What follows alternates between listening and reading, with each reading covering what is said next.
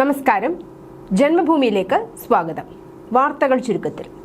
മുൻ മുഖ്യമന്ത്രി പിണറായി വിജയന്റെ മകൾ ടി വീണ ഉൾപ്പെട്ട മാസപ്പടി കേസിൽ ഇതുവരെ ചിത്രത്തിലില്ലാതിരുന്ന വീണയുടെ ഭർത്താവും CPM നേതാവും മുൻ മന്ത്രിയുമായ മുഹമ്മദ് റിയാസിന് കുരുക്കുമുറുകുകയാണ്.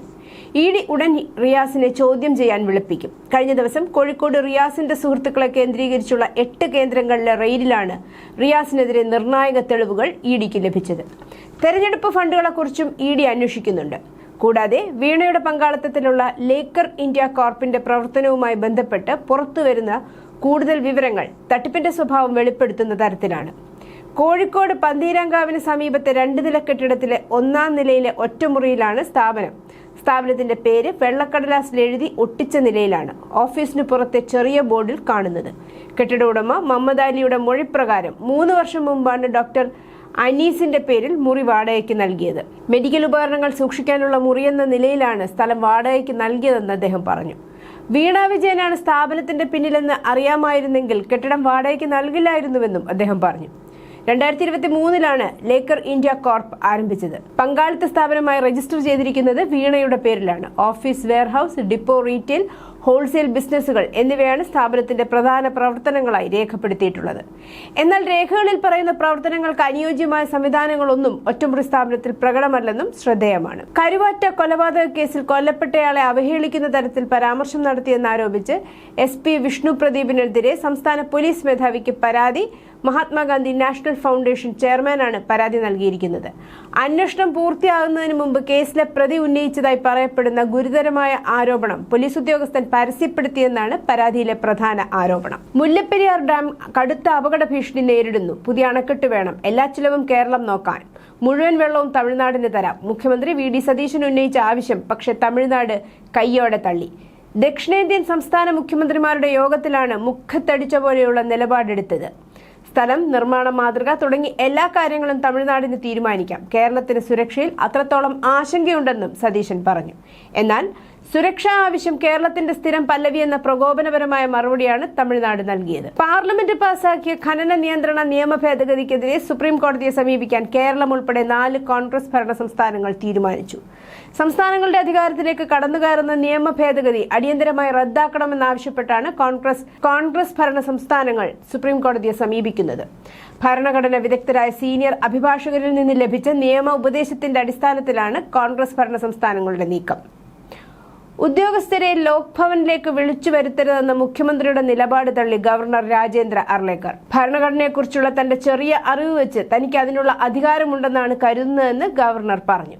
സർക്കാരിന് ഗവർണർ എന്ന ഭരണഘടനാ സ്ഥാപനത്തോട് സൗഹാർദ്ദ ബന്ധമായിരിക്കണം. ഗവർണർ എന്ന പദവിയെ ആദരവോടെ കാണണം. വിദ്യാഭ്യാസത്തെ രാഷ്ട്രീയവൽക്കരിക്കരുത് എന്നതുകൊണ്ടാണ് ഭരണഘടനാ നിർമ്മാതാക്കൾ സർവകലാശാലകളെ സർക്കാരിന്റെ പരിധിക്ക് പുറത്തു നിർത്തി ഗവർണർമാരെ ഏൽപ്പിച്ചതെന്നും ഗവർണർ പറഞ്ഞു. മോഹൻ കുന്നുമ്മൽ RSS പരിപാടിയിൽ പങ്കെടുത്തതിനെതിരായ സർക്കാർ നിലപാടും ഗവർണർ തള്ളി. ഓണത്തോടനുബന്ധിച്ച് വിവിധ നഗരങ്ങളിൽ നിന്ന് കേരളത്തിലേക്കുള്ള റെയിൽവേ സ്പെഷ്യൽ സർവീസുകൾ 112 ആക്കിയിട്ടും യാത്രാ ദുരിതം ഒഴിയുന്നില്ല.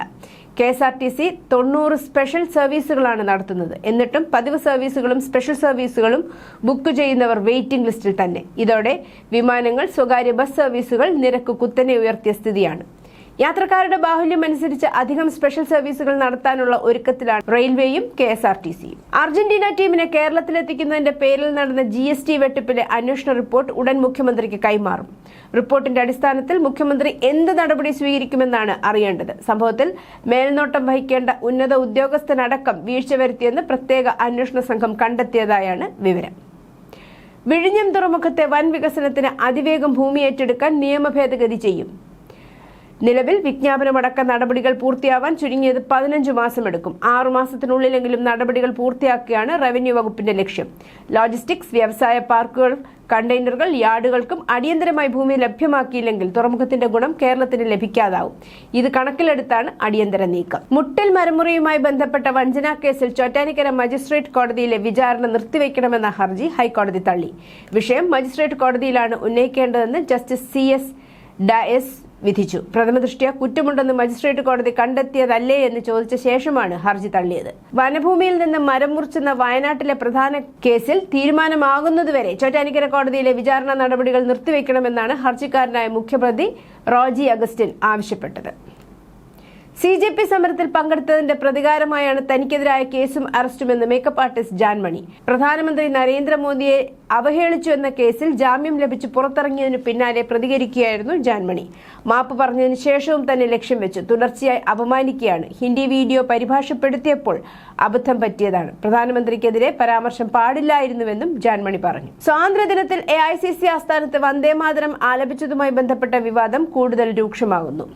കോൺഗ്രസ് പാർലമെന്ററി പാർട്ടി അധ്യക്ഷ സോണിയാഗാന്ധിക്കെതിരെ കടുത്ത പരാമർശവുമായി കേന്ദ്രമന്ത്രിയും JDS നേതാവുമായ HD കുമാരസ്വാമി രംഗത്തെത്തി. സോണിയാഗാന്ധിയുടെ ദേശീയതയെ ചോദ്യം ചെയ്ത കുമാരസ്വാമി അവരുടെ സിരകളിൽ ഇറ്റാലിയൻ രക്തമാണ് ഒഴുകുന്നതെന്ന് പരാമർശിച്ചു. ഹാസനിൽ മാധ്യമപ്രവർത്തകരോട് സംസാരിക്കവെയാണ് കുമാരസ്വാമിയുടെ വിവാദ പരാമർശം. വിവാഹത്തിന് ശേഷമാണ് സോണിയാഗാന്ധി ഇന്ത്യയിലെത്തിയതെന്നും അതിനാൽ ഇന്ത്യൻ വികാരങ്ങളെ എതിർക്കുന്ന സമീപനമാണ് അവർ സ്വീകരിക്കുന്നതെന്നുമായിരുന്നു അദ്ദേഹത്തിന്റെ ആരോപണം. വിലക്കയറ്റം നിയന്ത്രിക്കാൻ 10 ലക്ഷം മെട്രിക് ടൺ അസംസ്കൃത പഞ്ചസാര തീരുവയില്ലാതെ ഇറക്കുമതി ചെയ്യാൻ വാണിജ്യ മന്ത്രാലയം തീരുമാനിച്ചു. ഒക്ടോബർ 31 വരെയാണ് ഇറക്കുമതി അനുവദിക്കുക. ഗണേശ ചതുർത്ഥി, ദസറ, ദീപാവലി എന്നിവയുൾപ്പെടെയുള്ള പ്രധാന ഉത്സവ സീസണിൽ മധുരപലഹാരങ്ങൾ ധാരാളമായി ഉണ്ടാക്കുന്നതിനാൽ പഞ്ചസാരയുടെ ഉപഭോഗം കൂടും. അത് മുതലെടുക്കാൻ കരിഞ്ചന്തയും പൂഴ്ത്തിവയ്പും നടക്കാറുണ്ട്. ഇത് തടയാൻ സെപ്റ്റംബർ 1 മുതൽ നവംബർ 30 വരെ പ്രതിമാസം 10 മെട്രിക് ടണ്ണിൽ കൂടുതൽ പഞ്ചസാര കൈകാര്യം ചെയ്യുന്നവരിൽ 15 ദിവസത്തിൽ കൂടുതൽ സ്റ്റോക്കുകൾ സൂക്ഷിക്കരുതെന്നും കേന്ദ്ര സർക്കാർ നിർദ്ദേശിച്ചു. പഞ്ചസാര ഡീലർമാർ 30 ദിവസത്തേക്കുള്ള സ്റ്റോക്ക് മാത്രമേ കരുതാവൂ. തുടർച്ചയായി മഴയും വരണ്ട കാലാവസ്ഥയും കരിമ്പ് കൃഷിയെ ബാധിച്ചതും പഞ്ചസാര വില കൂടാൻ കാരണമായി. ആന്ധ്രാപ്രദേശിലെ വിശാഖപട്ടണത്തുള്ള ഒരു സ്വകാര്യ സ്കൂളിൽ വ്യാഴാഴ്ച 6 വയസ്സുള്ള LKG വിദ്യാർത്ഥി ദുരൂഹ സാഹചര്യത്തിൽ മരിച്ചു. ഗൃഹപാഠം പൂർത്തിയാക്കാത്തതിന് ഒരു അധ്യാപകൻ അവനെ മർദ്ദിച്ചുവെന്ന് കുടുംബം ആരോപിച്ചു. കുട്ടി ഭയന്ന് കരയാനും ചുമയ്ക്കാനും തുടങ്ങിയെന്നും പിന്നീട് സ്കൂളിൽ വെച്ച് കുഴഞ്ഞു വീണുമെന്നുമാണ് കുടുംബം പറയുന്നത്. അധ്യാപകന്റെ ആക്രമണത്തെ തുടർന്നാണ് സംഭവം നടന്നതെന്നും കുടുംബം ആരോപിച്ചു. എന്നാൽ മരണകാരണം ഇതുവരെ വ്യക്തമായിട്ടില്ല. ഇന്ത്യയിൽ ഒരാൾക്ക് എത്ര മൊബൈൽ കണക്ഷനുകൾ ഉണ്ടായിരിക്കാം എന്നതിനെക്കുറിച്ച് നിയമങ്ങൾ സർക്കാർ കർശനമാക്കുന്നു. ഓഗസ്റ്റ് 24 മുതൽ അനുവദനീയമായ പരിധിയിലെത്തിയ വരിക്കാർക്ക് പുതിയ സിം കാർഡുകൾ നൽകുന്നത് ടെലികോം ഓപ്പറേറ്റർമാർ നിർത്തേണ്ടി വരുമെന്ന് PTI റിപ്പോർട്ട് ചെയ്യുന്നു. പരിധിക്കപ്പുറം മൊബൈൽ കണക്ഷൻ നേടാൻ ശ്രമിക്കുന്ന ഉപഭോക്താക്കളെ തിരിച്ചറിയുന്നതിന് സാങ്കേതികവും സംഘടനാപരവുമായ നടപടികൾ സ്വീകരിക്കുമെന്നും ഓഗസ്റ്റ് 17 പുറത്തിറക്കിയ സർക്കുലറിൽ ടെലികമ്മ്യൂണിക്കേഷൻ വകുപ്പ് ടെലികോം സേവനദാതാക്കളോട് നിർദ്ദേശിച്ചു. അത്തരം ഉപഭോക്താക്കൾ അവരുടെ പേരിൽ അനുവദനീയമായ പരമാവധി കണക്ഷനുകളിൽ എത്തിയിട്ടുണ്ടെന്ന് അവരെ അറിയിക്കേണ്ടതാണ്. ജമ്മുകാശ്മീരിലുടനീളമുള്ള ഉന്നത ഇടപെടലുകൾക്ക് ശേഷം ഇന്ത്യയിലെ അമേരിക്കൻ അംബാസിഡർ സെർജിയോ ഗോർ ലേയിലെത്തി. 2020 ഗാൽവാൻ ഏറ്റുമുട്ടലുകൾക്കും ചൈനയുമായുള്ള അതിർത്തി സംഘർഷത്തിനും ശേഷം തന്ത്രപ്രധാനമായ അതിർത്തി മേഖലയിലേക്കുള്ള ഒരു ഉന്നത US പ്രതിനിധിയുടെ മറ്റൊരു ചരിത്ര സന്ദർശനമാണിത്. മാധ്യമ റിപ്പോർട്ടുകൾ പ്രകാരം അമേരിക്കൻ പ്രതിനിധി ലേയിൽ വെച്ച് ടിബറ്റൻ ആത്മീയ നേതാവ് ദലൈലാമയെ കാണാൻ തീരുമാനിച്ചിരുന്നു. 91 വയസ്സുള്ള സന്യാസി ഈ മേഖലയിൽ ദീർഘകാലം തുടരുന്നതിനിടെയാണ് ഈ കൂടിക്കാഴ്ച നടക്കുന്നത്. മൊഗാദിഷുവിലേക്ക് തുർക്കി സൈന്യത്തിനായുള്ള ആയുധങ്ങളുമായി പോയ കാമറൂൺ പതാകയുള്ള MV ലുത്തുഫ് എന്ന ചരക്ക് കപ്പൽ സൊമാലിയൻ തീരത്ത് കടൽ കൊള്ളക്കാർ റാഞ്ചി. കപ്പലിലുണ്ടായിരുന്ന 10 അംഗ ജീവനക്കാരിൽ 6 പേർ ഇന്ത്യക്കാരാണെന്ന് സൊമാലിയൻ ഉദ്യോഗസ്ഥർ അറിയിച്ചു. തുർക്കി സൈന്യത്തിനുള്ള ആയുധങ്ങളും വാർത്താവിനിമയ ഉപഗ്രഹ സംവിധാനങ്ങളുമായി പോവുകയായിരുന്ന കപ്പൽ കഴിഞ്ഞ തിങ്കളാഴ്ചയാണ് പെറ്റ്ലാൻഡ് തീരത്തിന് സമീപം വെച്ച് കൊള്ളക്കാർ തട്ടിയെടുത്തത്. കപ്പൽ തട്ടിയെടുത്ത ശേഷം നഗൽ തീരത്തേക്കാണ് കൊണ്ടുപോയതെന്ന് സൊമാലിയൻ ഉദ്യോഗസ്ഥരെ ഉദ്ധരിച്ച് അസോസിയേറ്റ് പ്രസ് റിപ്പോർട്ട് ചെയ്തു. ജീവനക്കാരുടെ നിലവിലുള്ള അവസ്ഥ വ്യക്തമല്ല. ഇക്കാര്യത്തിൽ തുർക്കിയുടെ ഔദ്യോഗിക പ്രതികരണവും വന്നിട്ടില്ല. പശ്ചിമേഷ്യൻ യുദ്ധവുമായി ബന്ധപ്പെട്ട് പ്രഖ്യാപിച്ചിരുന്ന വിസ ഇളവുകൾ നിർത്തലാക്കി കുവൈറ്റ്. വിസിറ്റ് വിസകൾ ദീർഘിപ്പിച്ചതാണ് നിർത്തലാക്കിയത്. ഇനി മുതൽ സാധാരണ കാലാവധി മാത്രമായിരിക്കും വിസയ്ക്ക് നൽകുക. സെപ്റ്റംബർ 1 മുതൽ പുതിയ നടപടി പ്രാബല്യത്തിൽ വരും. പ്രാദേശിക യുദ്ധകാലത്ത് പ്രഖ്യാപിച്ച സന്ദർശന വിസകൾക്കും ആബ്സെൻസ് പെർമിറ്റുകൾക്കുമുള്ള എല്ലാ കാലാവധിയും സെപ്റ്റംബർ 1 മുതൽ അവസാനിപ്പിച്ചിരിക്കുമെന്നും യുദ്ധത്തിനു മുമ്പുള്ള നടപടിക്രമങ്ങളിലേക്ക് മടങ്ങുമെന്നും ആഭ്യന്തര മന്ത്രാലയം അറിയിച്ചു. Lawrence Bishnoi organised crime group എന്നറിയപ്പെടുന്ന ഒരു അന്തർദേശീയ ക്രിമിനൽ സംഘടനയിൽ പങ്കുണ്ടെന്നാരോപിച്ച് ഇന്ത്യൻ പൗരനായ കമലിനെ Federal Bureau of Investigation FBI വ്യാഴാഴ്ച മോസ്റ്റ് വാണ്ടഡ് ലിസ്റ്റിൽ ഉൾപ്പെടുത്തിയതായി ഏജൻസി അറിയിച്ചു. ഇറാനെതിരെ അമേരിക്കൻ പ്രസിഡന്റ് ഡൊണാൾഡ് ട്രംപ് പ്രഖ്യാപിച്ച സാമ്പത്തിക യുദ്ധം അമേരിക്കയിലെ ആഭ്യന്തര പ്രശ്നങ്ങളിൽ നിന്നും ശ്രദ്ധ തിരിക്കാനുള്ള ശ്രമമാണെന്ന് ഇറാൻ വിദേശകാര്യമന്ത്രി അബ്ബാസ് അരക്ചി. പുതിയ നീക്കം അമേരിക്കയെ വീണ്ടും തോൽവിയിലേക്ക് നയിക്കുമെന്നും അരക്ചി മുന്നറിയിപ്പ് നൽകി. അമേരിക്കയുടെ വമ്പൻ കടബാധ്യതയും കുതിച്ചുയരുന്ന പലിശ നിരക്കുകളും മറയ്ക്കാനാണ് ഇറാനെതിരായ സാമ്പത്തിക നീക്കങ്ങളെന്ന് അരക്ചി ആരോപിച്ചു. അമേരിക്കയാണ് വലിയ പ്രതിസന്ധിയുടെ മുനമ്പിലുള്ളത്. പരാജയപ്പെട്ട നയങ്ങൾ തന്നെ വീണ്ടും ഇരട്ടിയാക്കി നടപ്പിലാക്കുന്നത് അമേരിക്കയെ കൂടുതൽ പരാജയത്തിലേക്ക് ആവും തള്ളിവിടുക. US സാമ്പത്തിക ഭീകരത ലോകമെമ്പാടുമുള്ള ആഗോള സമ്പദ് വ്യവസ്ഥയ്ക്കും രാഷ്ട്രങ്ങളുടെ പരമാധികാരത്തിനും ഭീഷണിയാണെന്നും അദ്ദേഹം കൂട്ടിച്ചേർത്തു. News desk Janmabhumi.